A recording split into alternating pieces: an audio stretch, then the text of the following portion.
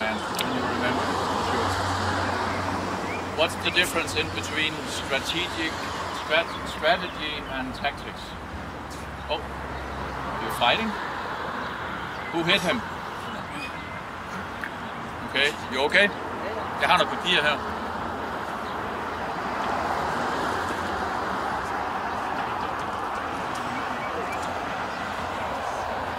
My blackboard paper. Okay.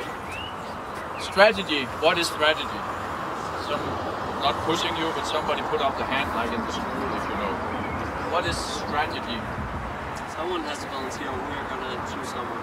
What do you do? No, but I don't want to force anybody. If you have an idea, I mean, you've been together for 3 days now. It's nothing to be laughed at or nothing, because strategy is actually the way to get around the course as if nobody was there in the fastest way. That's your strategy. What is tactic then? Yeah. Boat to boat.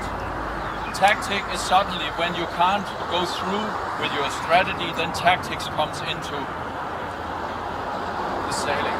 But tactic sailing can also be a strategy. Because if you say, I don't know where I should go on this course, I really don't know, then the strategy is I will stick to the fleet, I'll start there, and then my strategy, my tactic is the same, close boat, everything.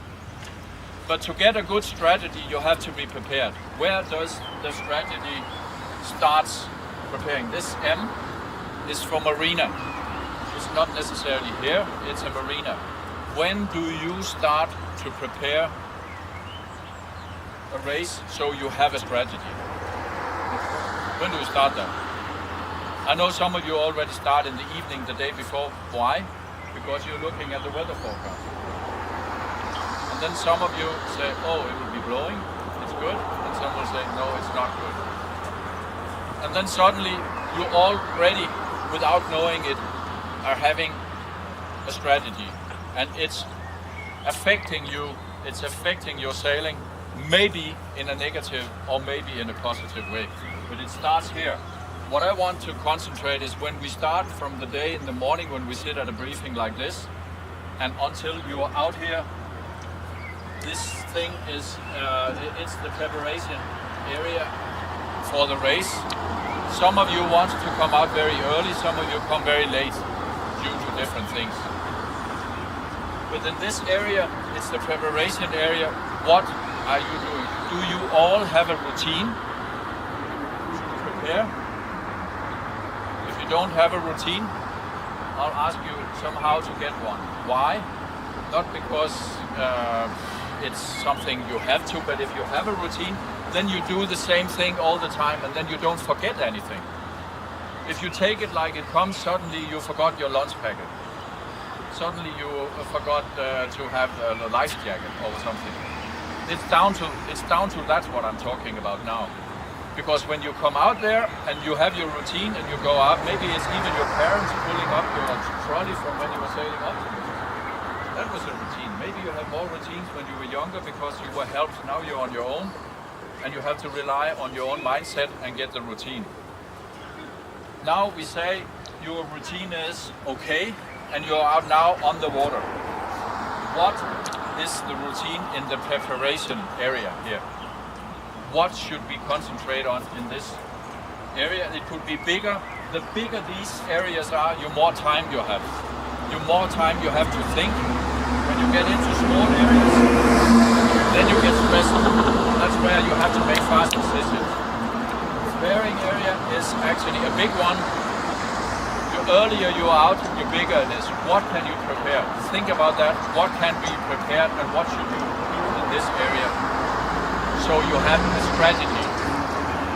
What can we look at? Some fingers, it's easy. Yeah. Trimming, the white trim for the wind. Yeah. Checking what?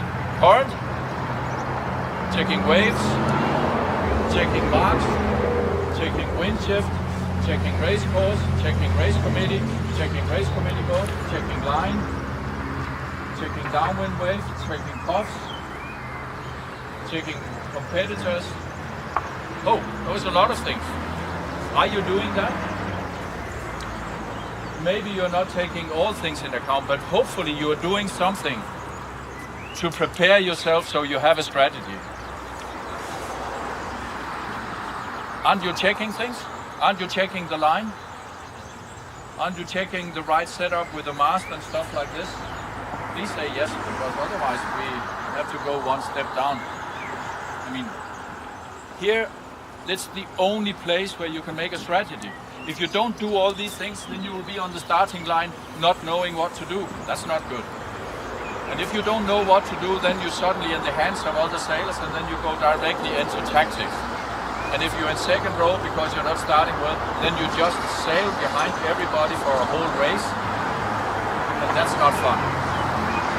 The easiest way to be the master best, the easiest and the racer boss is the guy in the lead. You don't have to think anything, you can just do tactics and then forget about everything else. You don't have to think. It's really easy to be in the front. It's much more difficult to be in the middle and in the rear, because then you have bad wind, you can follow your strategy, you can do anything. So it's really important to prepare well and get a good start. But now let's say that you have been checking everything and you say, okay, this side is good. This is the good side. What will your strategy be then on the starting line?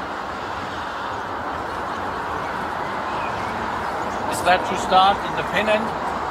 Is that to start in the middle? Over there.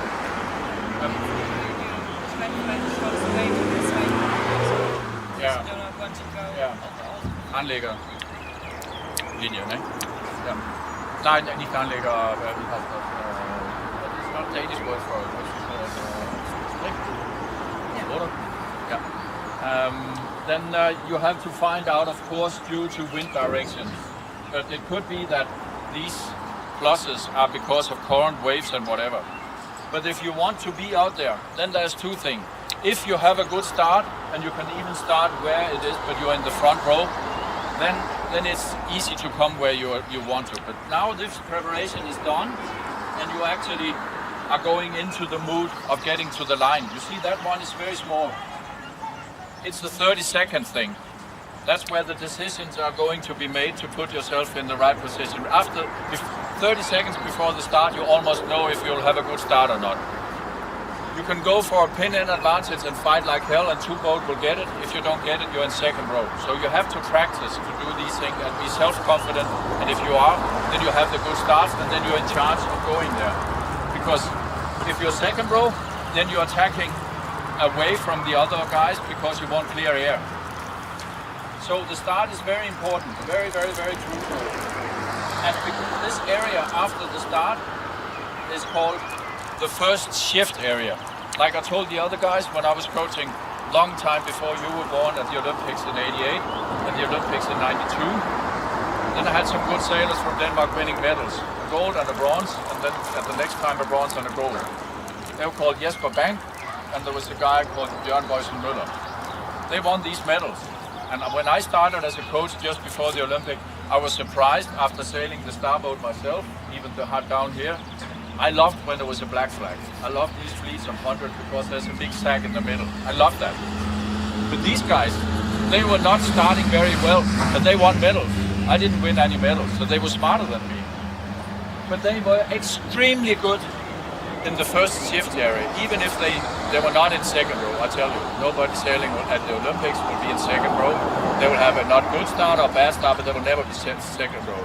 But they were not the first ones. But in this area, my God, they were good. 2 or 3 tacks, and they got a line and a lane, and then suddenly they were able of being up top. 10-5 up there anyway. Even though I was standing like this, come on guys, it can't be true, you can't be starting better. But they were so extremely good in this. They keep cool, made right decisions, fast decisions because it's a small area, and suddenly they got the clear air. And then they went for it, and they believed so much in their speed, in their preparation, where to go, that out of this first shift thing, they were perfect. And then these areas are getting bigger. Why? Because now the boats are splitting. Maybe you're the one that's going over here, but there will always be somebody going left. That's the second row starters. they will go opposite because there's no wind there. These guys will suddenly be a threat from you because you think, okay, are they going to get something? Now you're going into tactic because I'm following my strategy, I want to go right. But then these guys are going left, half the fleet is going left, should I cover them? Should I go there? Then suddenly you get into these things, but don't end up in these areas out there on the ley line too early. It's dangerous. But then it's boat to boat. You said something about boat to boat. When you said something about tacking underneath or going, whatever. Yeah. No, but I don't want